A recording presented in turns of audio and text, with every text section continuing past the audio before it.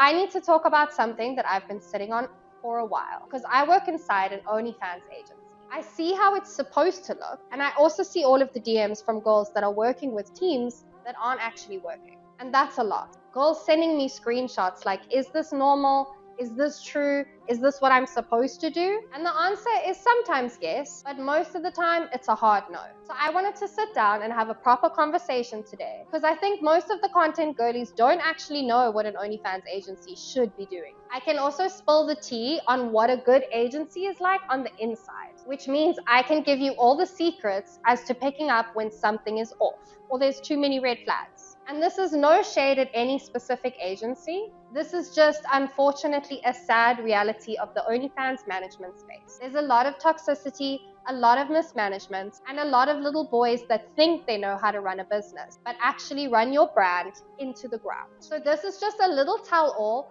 of this is normal, this is not, and this is what you should be looking out for. So let's start with this power word: communication. A bad agency, you message them and it takes 3 days for them to reply or even acknowledge you. Sometimes longer, sometimes you have to follow up, and the response when it does come is super vague and generic and doesn't actually answer the question. It puts you in a position of feeling like you don't know anything that we're doing, just keep quiet and sit in the corner. Bad communication is when you don't know what's going on with your accounts.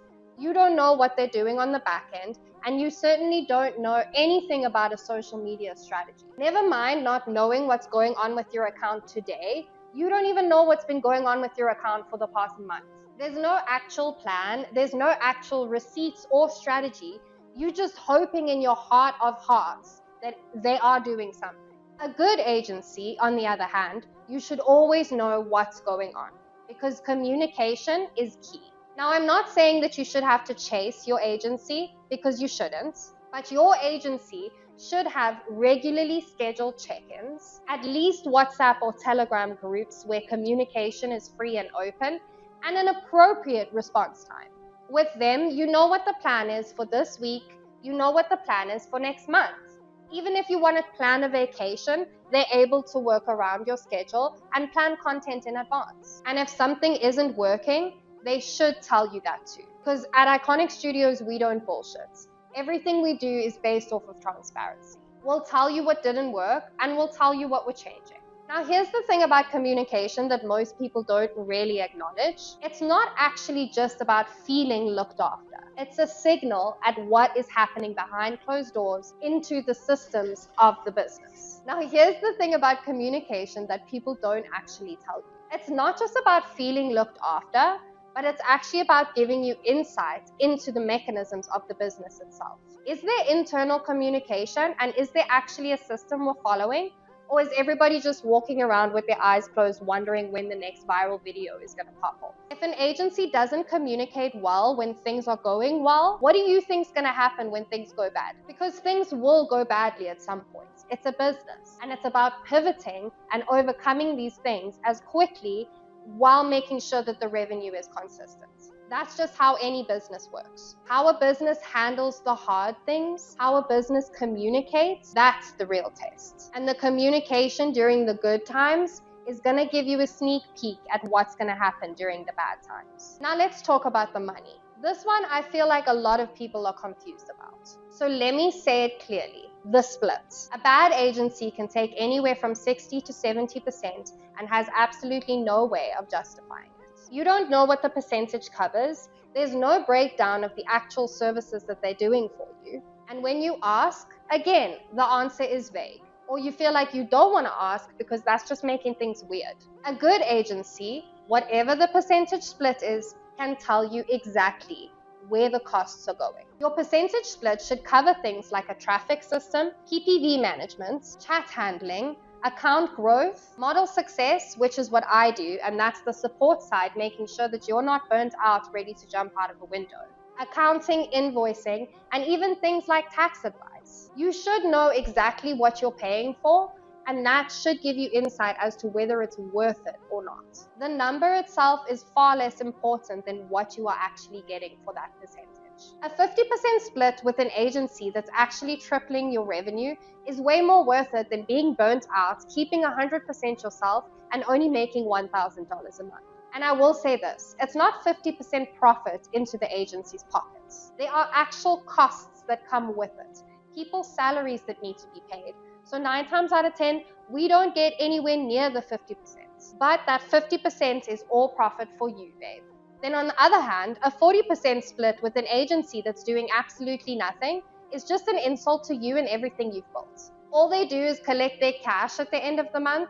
There's no problem solving, there's no traffic systems, and there's absolutely no vision for scaling you out of this plateau that you've been in for the past 6 months. This is the problem, that is the problem, but they never actually get down to the specifics. And let's talk about the next thing, contracts. I will say this plainly, a bad agency has a weird contract with long terms that lock you in, no real exit clause, or an exit clause that punishes you for leaving, whereas a good agency will have a clear contract with everything that makes sense, and they should always offer you a meeting to actually talk through the contract if you have any questions or concerns. If leaving the agency before you've even started with them feels like a very real thing, that is the sign you're looking for. Now let's talk about what an agency should actually be doing for you, because I think this is the part that we're all the most uncertain about. A lot of girls just sign with an agency and then just wait for the revenue to trickle in. They assume things are happening in the background because they were love bombed in a sales call by some random 22-year-old guy. So let me break this down and tell you exactly what should be happening in the background so you can use this as a checklist the next time you're wondering what your agency is doing for you. A bad agency takes your content and collects a cut. That's it. Maybe they'll respond to some DMs, but completely off character, making it extremely obvious that there's chatters on your profile. There's no real traffic system. There's no active PPV work that makes sense and isn't too spammy and salesy. And nobody's studying what's actually working on your account for your fans, for your traffic, and what's not working. They literally just guessing. And with a bad agency, there's nobody actually finding out where your subs are coming from, or there's nobody monitoring how many subs you're getting a day.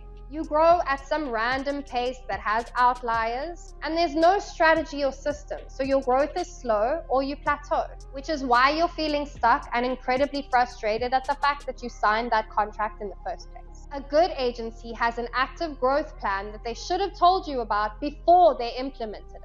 Are your Reddit funnels being built and managed? Is traffic being driven successfully from Instagram? Are they aware of the link in bio issues? Is your PPV actually being planned out to meet the fan where he is at and not just being sent out to make money? Are they actually nurturing your fans and building a connection and not just selling content? There's real thought behind everything with a real agency, and there's real answers to all of your questions.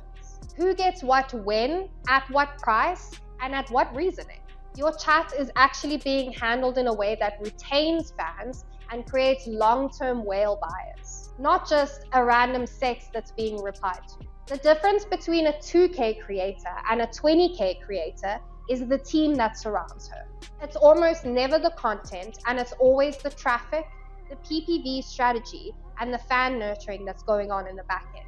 This is what a good agency does, and this is what you're paying for. Plus, I have to mention that a good agency will always make you feel supported when you're feeling a little bit burnt out. Now, here is a huge tell with shitty agencies. Things start to slow down when stuff goes bad. This is one thing that separates all agencies from the rest. What happens when you have a slow month? A bad agency will go quiet and tell you, oh, it's seasonal, or oh, it's the algorithm. These things happen. Keep your head up. Keep posting. No diagnosis, no actual plan, and no change at what they're going to do to pivot. A good agency gets more active because a slow month is diagnostic information that we need to pivot the current strategy. Something changed, something stopped working, your audience changed, and it's our job to find that out before you start even thinking about it. And of course, then we actually have to do something about it. You should hear from your agency more when things are going bad. You should be getting actual explanations, actual analytics, actual adjustments to the strategy, not just radio silence until things improve. I've spoken to girls who go through an extremely slow month and hear absolutely nothing from their agency. And I've also spoken to girls who don't think that their natural hair color or skin color is good enough because of the agencies they've worked with. A slow month and the level of support that you get from your agency will tell you everything that you need to know. So always listen to your female intuition.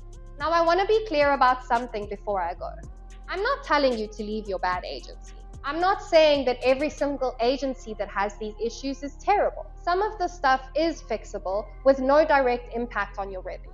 With clear communication and expectations set, it's easy to come back from these things. But I also want you to know that there is a version of this that can get very ugly.